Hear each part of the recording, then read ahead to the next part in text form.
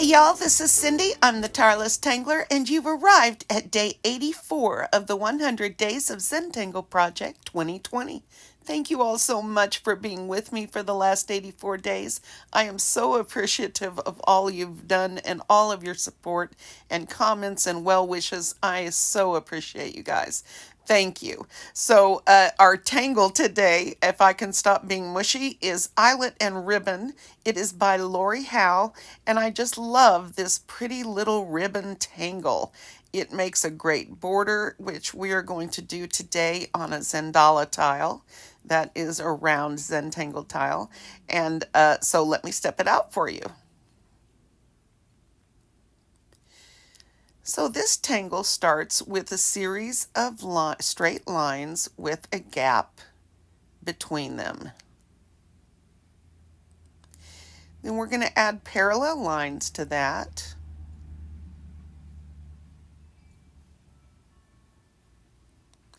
Then we're going to square them off to make rectangles.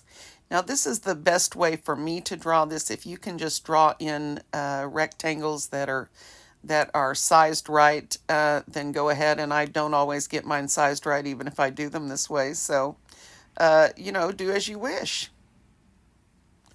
Okay, so the next step is going to be a little optical art. We're going to put a little half circle on the very tip ends of each side of this rectangle and maybe add a tiny bit of line weight on the straight line there on the end. And this is going to give the impression of going underneath this or coming out from behind it. Now you'll have to excuse how many interruptions there are in this as far as the change-ups like that one. My Caden was sitting on the bed with me while I was recording today and watching a movie, and poor child just cannot sit still. So, well, he's not really a child anymore, but it was a tough time. So I apologize for all of the jerking that you see. All right, so the last step is to draw a fun little bumpy aura in here. Not really an aura, is it? It's a bumpy, wavy line. Bumpy, not wavy. And this is going to be the lace part.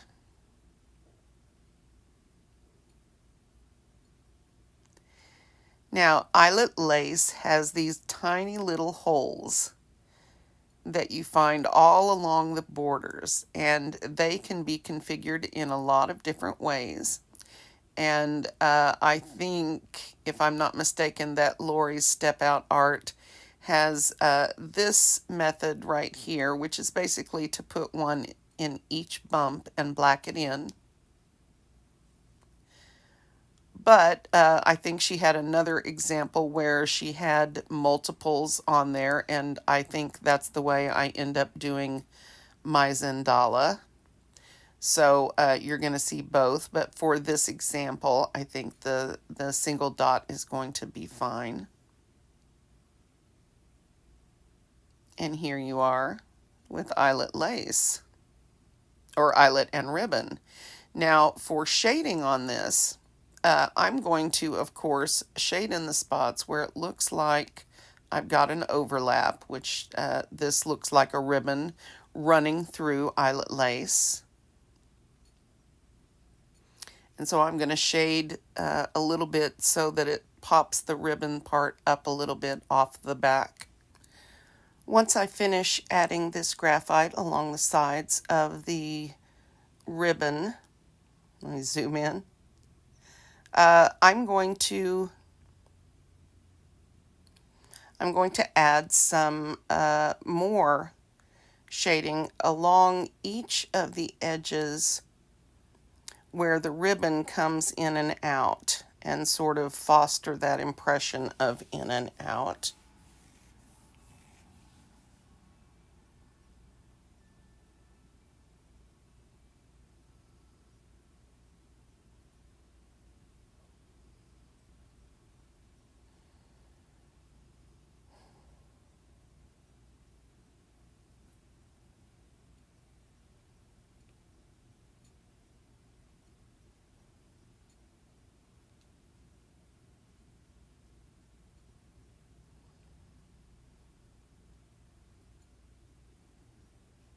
just a tiny bit right along the edges. And this will hopefully help the feeling of going underneath there.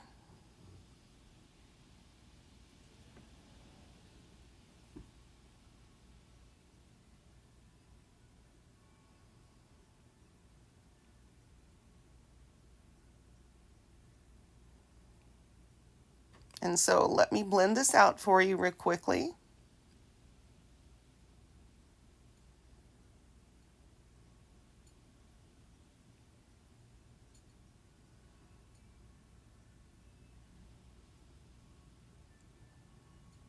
And just try to avoid any harsh lines. And of course, on this bijou tile, I'm not taking the best care, but just sort of trying to give you an impression of how this would work.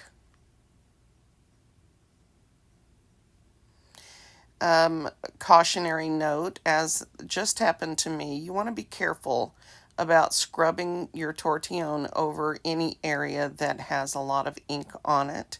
That will frequently pick up the ink and the tooth of the paper, both. So you really want to be gentle when you're working alongside the areas where you've got a large ink pool. And make sure those are completely dry and still use caution.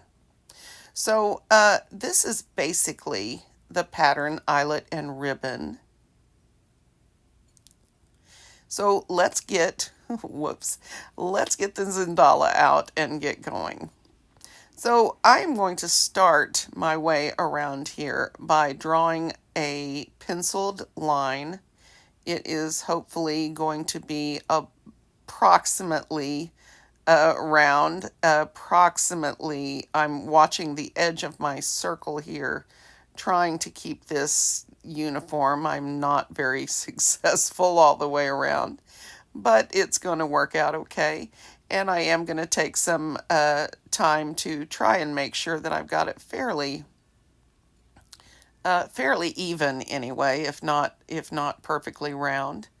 And so I'm also, once I get this shaped out, I'm going to lift up some of this extra graphite that I laid down in my search for a rounder orb here, and hopefully avoid any confusion as I'm drawing in my lines. I only say that because confusion is pretty normal for me.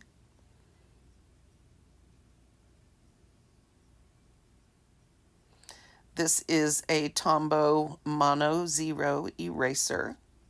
You can find them on Amazon or probably at your nearest craft or art store.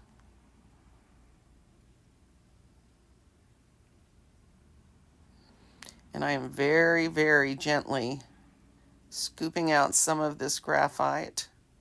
And then along this line, I'm going to make my first set of separated lines. And these are, of course, going to be slightly curved. And I think I lose my way here. There is nothing abnormal about that.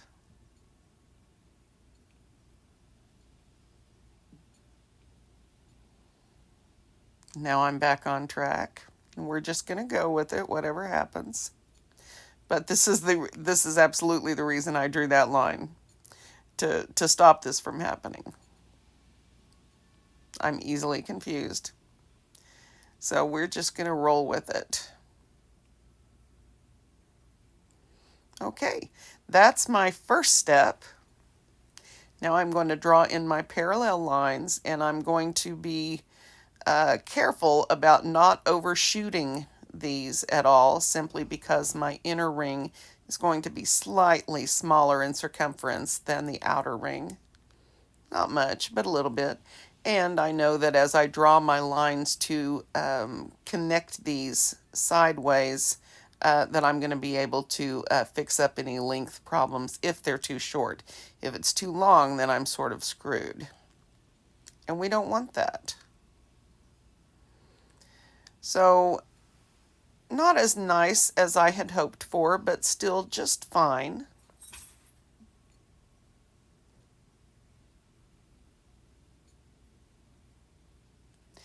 Now I'm going to start by connecting these up, not too much of a slant, hopefully.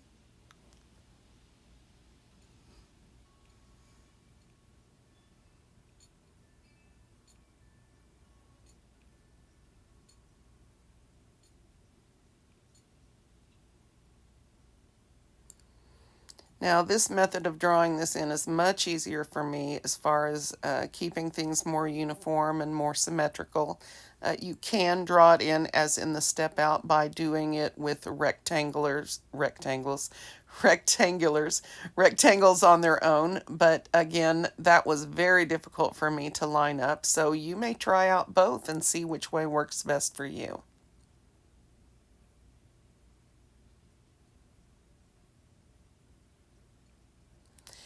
Sometimes these days while it's hot, you guys are going to hear buzzing in the background. That's my fan. Or clinking. That is my ceiling fan knocking back and forth. And when we have really hot days in the high 90s or hundreds, then I've almost always got those running because the house heats up whether the air conditioner runs or not. So that's why you hear those things. And that's one thing that the music helps drown out. However, the music is problematic when I do voiceovers. So it tends to mute the music for the best part of that. So instead of having the music come up and down in volume unexpectedly, something I try to avoid but don't always manage, I just decided to leave it out for these videos where I have voiceovers. And so hopefully that won't annoy you guys too much. Make this a good opportunity to get your own music out and load that up and start listening. I think you'll enjoy that experience of having your own music.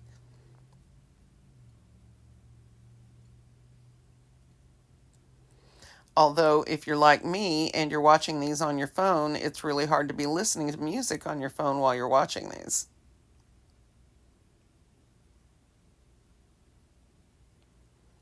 So my line weight on that last one is a little bit thick, but I don't think it's going to make a big difference.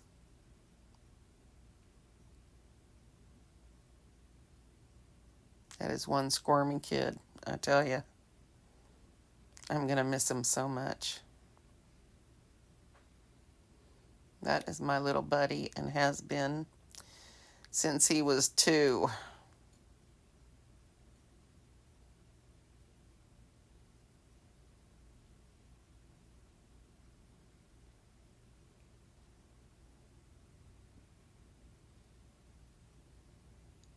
All right, so you're going to meet with varying degrees of success on these little rounded ends. But if you stick your ink pool on the edges and leave just a tiny bit of extra line weight on the end, these are going to work out just beautifully for you, I think.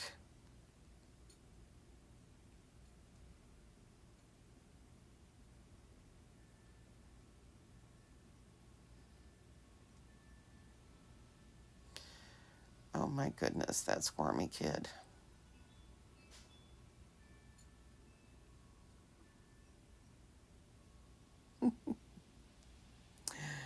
Well, it'll be something to remember him by, won't it, my baby?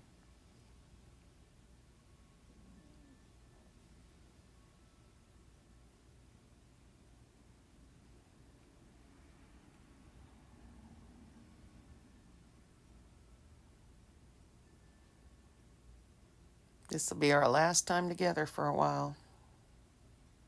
I had to soak up the love today. So it is, let's see, 0:41 or 12:41 a.m. And yeah, I'm doing a voiceover.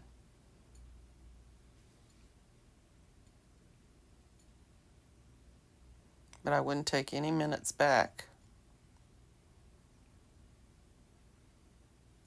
Having the kids you love snuggled up with you while you watch a movie is just one of my favorite things.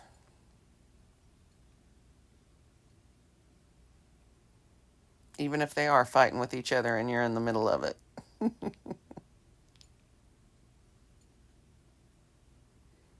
right.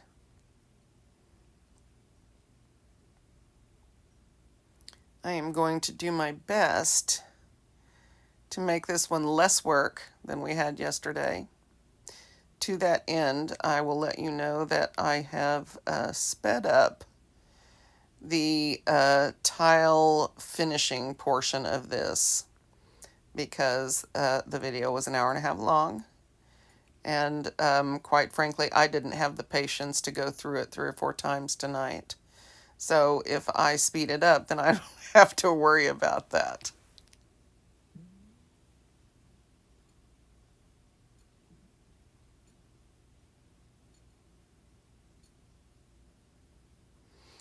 Now I'm adding my bumps, and since I've got some longer sections here, I'm going to bump these sections where they go underneath and then make straight lines or straighter lines along these longer sections here. So it isn't the constant bumping of the other version or of the step out that we had. But on this,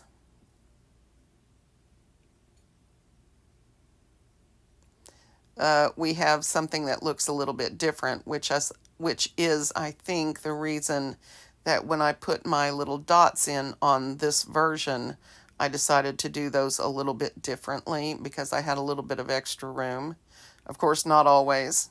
And I think they got bunched up in one section, but it turned out okay. It turned out okay. Come on, Cindy, let's finish it up.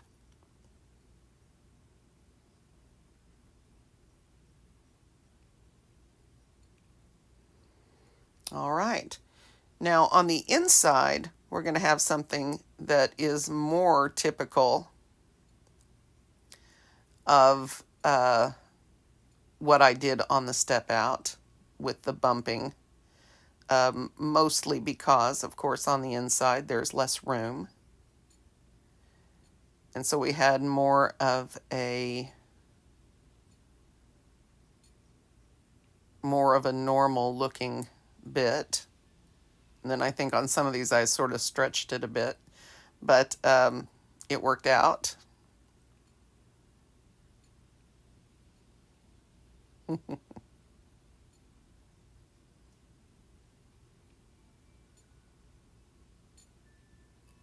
So I enjoyed yesterday's reading the comments. I hope that if I answered your comment, that was okay.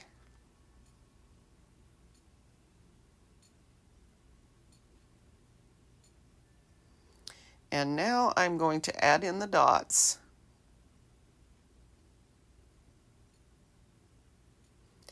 And this was no small feat with the wiggling that was going on.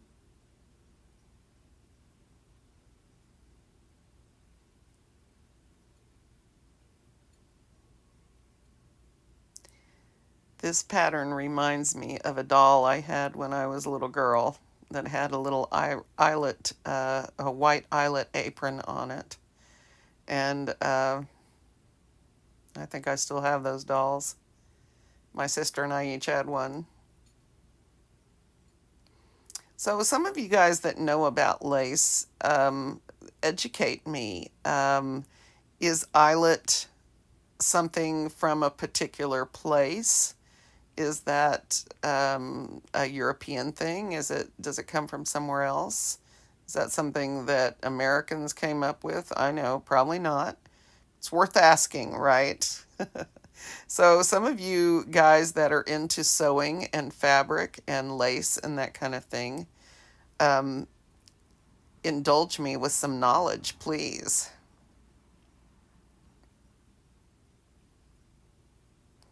So here my little circles are sort of lost and bunched up. And I do go back in and sort of even some of these out, like making sure to put one at the point right there. I don't always get that done on all of these, and so I wasn't very uniform with them. But heck, that's a lot of dots. Goes a little bit easier on the outer ring.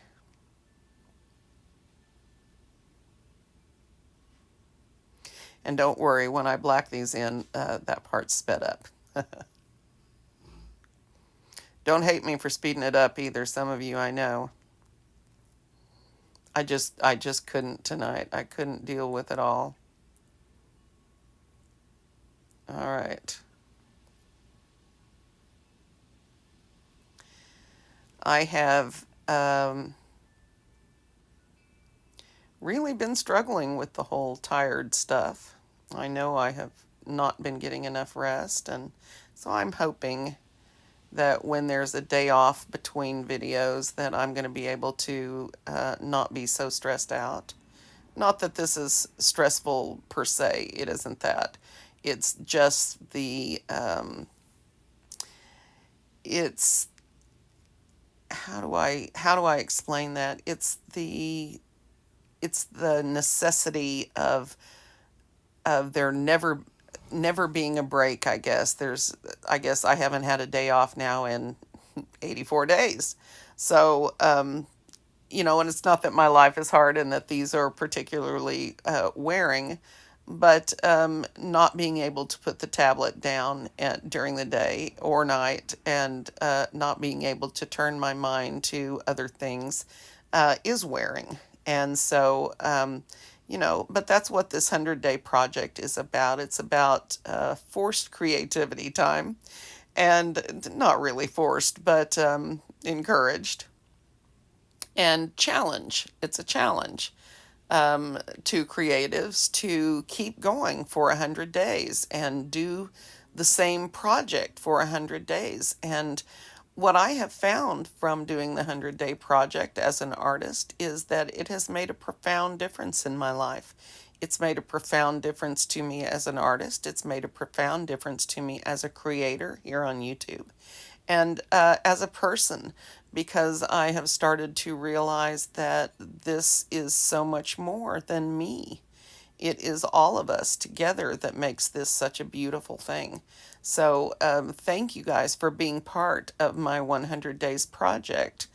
Some of you for 2 years in a row. And I think that after this year, there's no way I can not do this every year.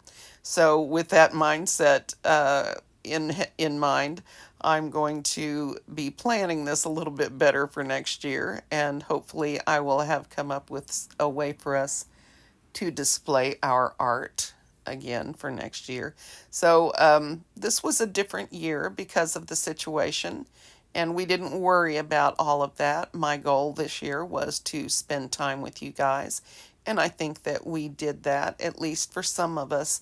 I think for myself included in that, that was extremely important during this time of isolation. And even though things are opening back up, most of us are expecting second waves and more tough times to come. So more isolation may be in our future, and it's nice to know that we're not alone in that. And so thank you guys for being my tangling partners over the last 84 days. So as I was trying to figure out what pattern to do in here, I'm sure you guys recognize this. And this is, of course, what we did yesterday, which was African artist. I was going through my tiles trying to figure out what to put in the middle of this, and just thought, well, why don't I just put in African artist? Now, of course, I got that side thing there in the wrong spot. But as I tell you guys, it doesn't matter. Keep going.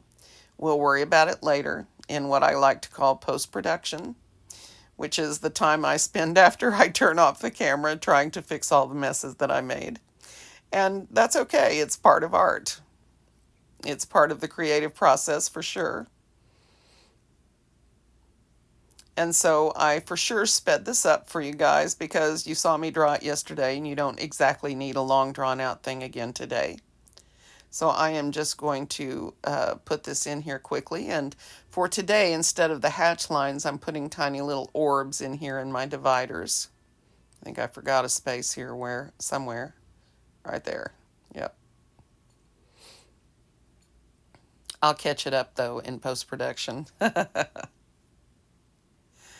All right, and then the hatch or the R lines or echo lines. I don't think I ever did decide yesterday, and I really don't care. I really do try to be precise and exact when I do these videos and when I give out information, but a lot of times, quite frankly, it doesn't matter what you call it.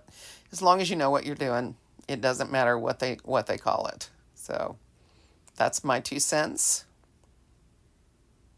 And that's a creative orb right there that I did. Oh, and I forgot to mention that yesterday I was totally wrong about the Tangle garlic cloves. That is not by Zentangle. That is by, oh no, her name is Jacqueline. Oh my goodness. I'm going to have to look it up and give her a shout out because bad Cindy. Bad Cindy giving credit for a deconstruction to Zentangle that wasn't theirs. And garlic clove is one of my favorite fills. So we got to give props where props are due.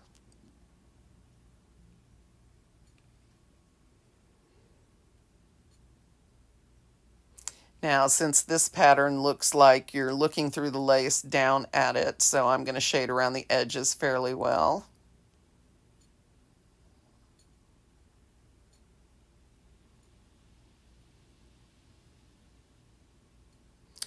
And then I am using, instead of my Tombow blender, in an effort to keep a hold of all of this, I'm using my aqua brush to blend out my koi coloring brush pen that I used. I'm avoiding the Tombow blender because, of course, it's picking up the pigment in the, oh, here it comes, because I want to darken the shading around the edges. And I guess the koi brush wasn't giving me all the color I wanted. And I have to admit, this works. I mean, for what I'm doing, this works well. I'm not really going to complain about that. Okay, so now, I thought initially that what I would do is use one of my Varathins, and this is a light cerulean blue in the Prismacolor Varathin line. But what I'm finding as I lay it down or attempt to lay it down on this area is that the areas where I put the koi coloring brush, it is not covering those very well. Now remember, the Varathins are the transparent version of the erasable version of the Prismacolors. Faber-Castell has a version of this called Col Erase or Cull Erase, and it's basically the same thing. It's a see-through pigmented pencil. And what I'm finding is that I need something more opaque to make this work because the tooth of the paper doesn't want to accept this pencil onto it. Now, some of these spots I overworked, and some of them I did okay in. But either way, this is not covering the shading on this. And I thought it might work because I thought it would just mix with the color of the gray and be okay, but it would just lay over the top. But that is not the case. That's not what I'm finding here.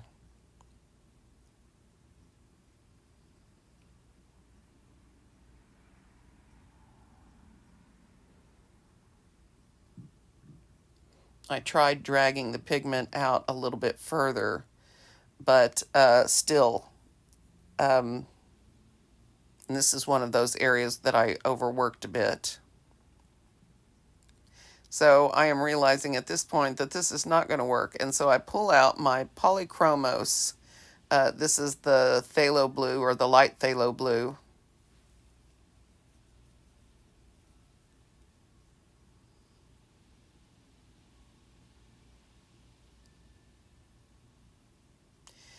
This covers really not much better than the Varathin. I had hoped that this would give me the transparent, more transparent color, but still be opaque enough to cover better. But no, this is also not working well. Unfortunately, this is a vibrant enough color where I'm going to have to continue this all the way around.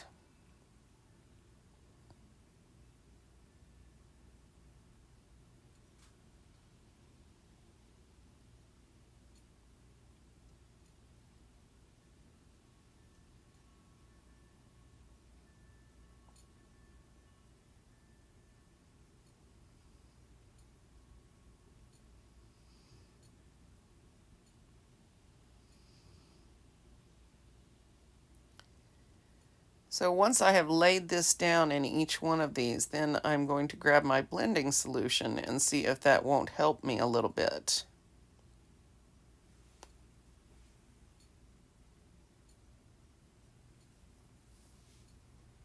I can tell you now that no, not really, it doesn't. It will smooth out the look a little bit, but it is also not the answer that I am searching for here.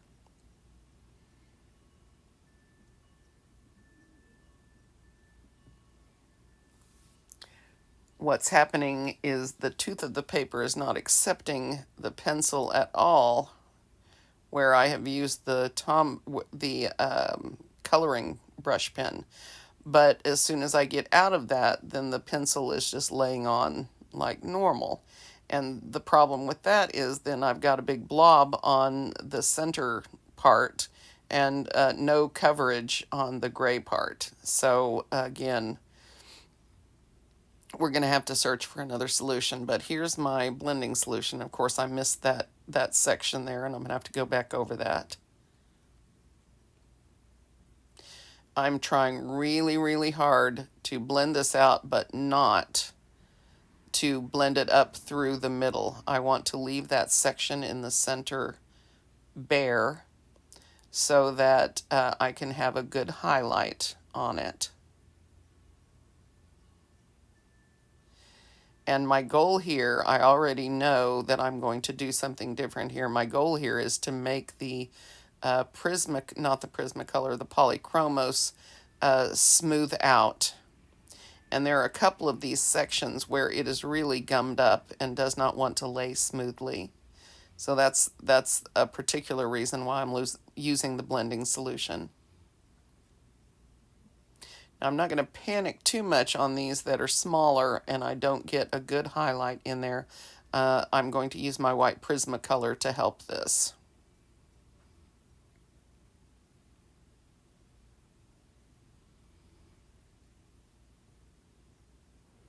These two are good examples of where that white Prismacolor is going to come in really handy. That one in particular.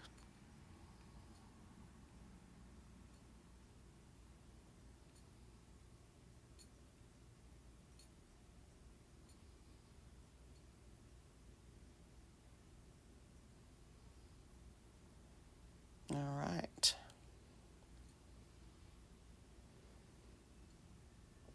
Add some in on this area. And of course I was hoping that if I ran over that with the blending solution, that might go on a little smoother. It seems to be accepting it a bit better, but still not what I'm hoping for color-wise. And right there I'm picking up the tooth of the paper.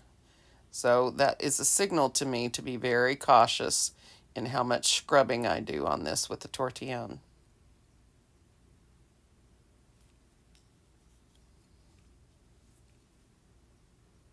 And here's my white Prismacolor. Even if you are a Polychromos fan, you will want a white Prisma in your toolkit because the white Polychromos just does not do this for you. This blends and forces color into the tooth and gives you a nice highlight and smooths over ugly spots and is just opaque enough to really be helpful. And again, you can see the tooth of the paper coming up there.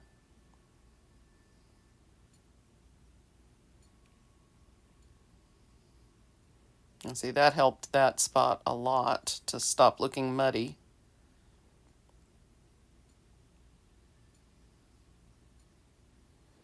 It just really helps you with a nice smooth blend. So now I'm going to take my regular eraser because I couldn't lay my hands on the Mono Zero right off. And I'm going to see if I can't lift up some of this polychromos that got outside just on a couple of these spots. Right around the edge, like right here, just a tiny bit, just a little bit of cleanup.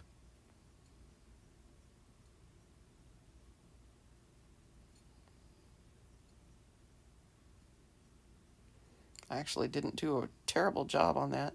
And I'm also taking out just a couple of those pencil lines. Most of them are covered with the pattern, but there were a couple of spots where I got out of bounds with that that are still showing. So I'm just going to lift those out. Yeah.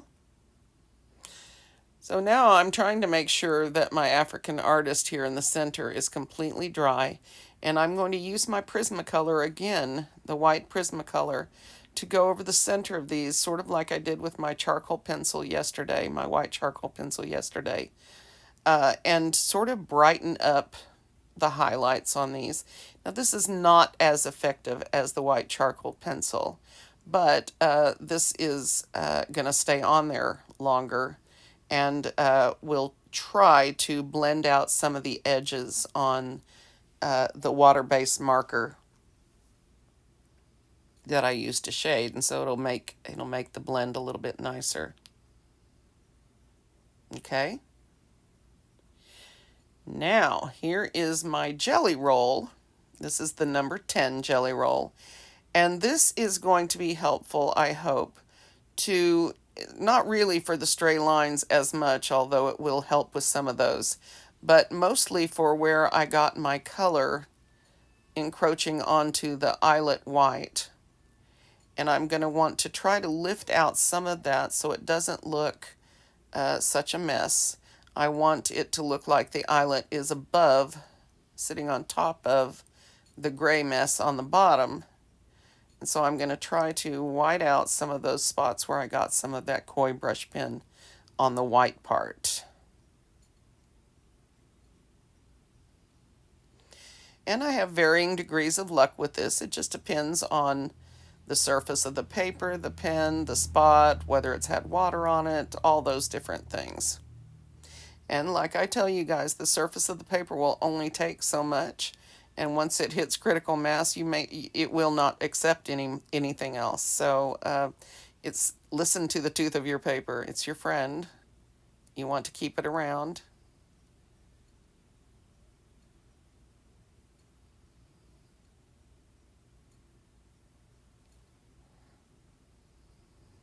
And I'm just using this to clean up some of these little orbs that I drew in here. A couple of those have some stray lines on them. This is one of those end of tile things that I frequently do.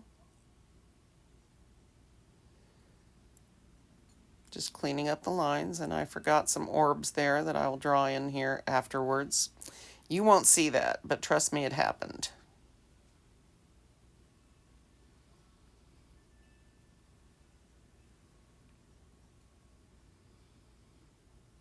Still trying to figure out what happened over there.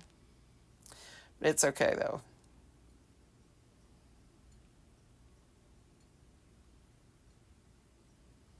Yeah, I still don't know. Luckily for me, African artist is a very forgiving pattern, right? And luckily, it's over there by the edge, so nobody should care.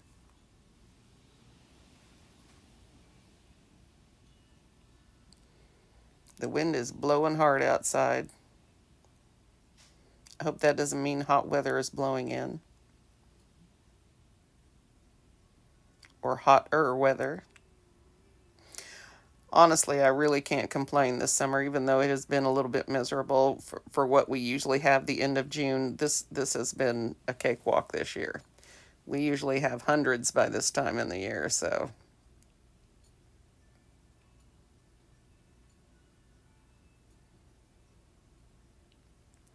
So I did promise you that as I black in these little orbs, these little dots, I would speed this up for you.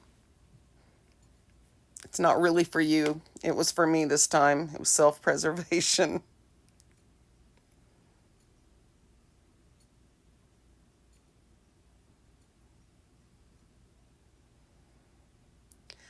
I played with the thought of leaving these blank or shading them with a pencil so they were just sort of grayed out.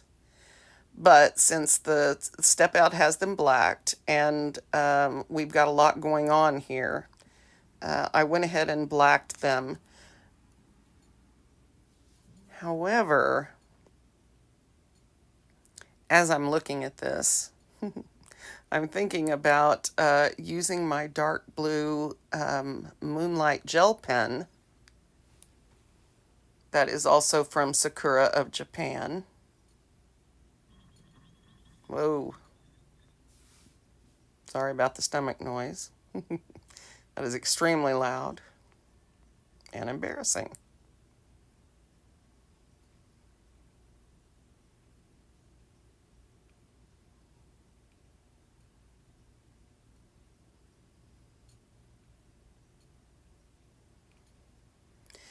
So another idea I played with is trying to make this look gathered in here. That did not work out so well for me.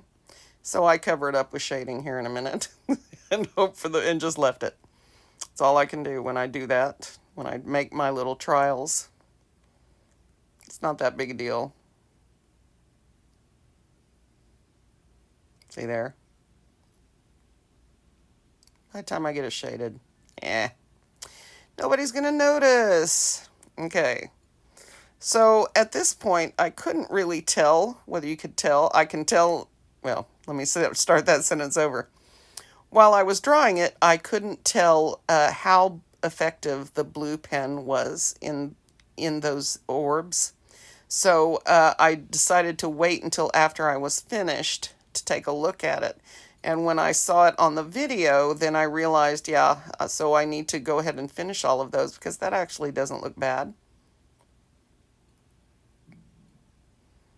And I just started with my shading, but what I just learned there was that when I scrubbed across those, they smeared. So I needed to chill out a little bit with this. Slow down. Definitely need to darken that.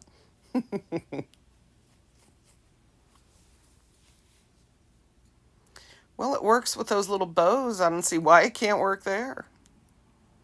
So finally, I came to the correct decision, which was to use a Prismacolor here, which would be opaque enough to cover this area and give me more color, more depth of blue, which is really what I wanted in here. And I'll be able to blend that out to good effect there in the ends. So we'll have something a bit more dynamic than we do now. And then, of course, I'll take my white Prismacolor and go over this again to really shine it up. And you can tell already that made quite a bit of difference. All right, guys, this is where I'm going to leave you today. I appreciate you, and I am going to see you tomorrow.